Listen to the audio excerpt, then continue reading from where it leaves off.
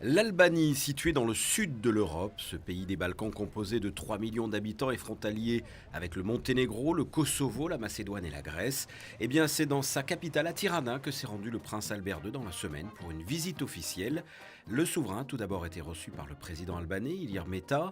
Les deux chefs d'État se sont entretenus et ont procédé à une réunion de travail en présence notamment de Gilles Tonelli, Bernard Fautrier et Richard Milanesio. À l'issue de cette réunion, un protocole d'accord de coopération bilatérale a été signé entre les deux pays. On a signé un accord de coopération très général qui ouvre des possibilités à l'avenir justement d'avoir des liens spécifiques, bien évidemment en matière environnementale, on l'a vu ce matin, mais dans tout autre domaine, comme par exemple le tourisme, les océans, beaucoup de domaines dans lesquels il peut y avoir dans le futur une coopération entre nos pays.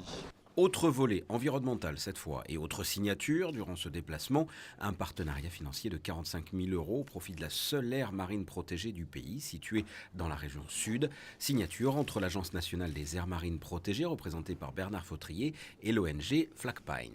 Ça va permettre de développer d'une part ce plan de gestion, la bonne gouvernance, la mise en place de personnel de surveillance qui existe déjà, la dotation d'équipements, de façon à ce que cette aire marine protégée, qui est exemplaire puisque c'est la première du pays, puisse effectivement prospérer et éventuellement donner des fruits et la création d'autres aires sur les eaux territoriales de l'Albanie.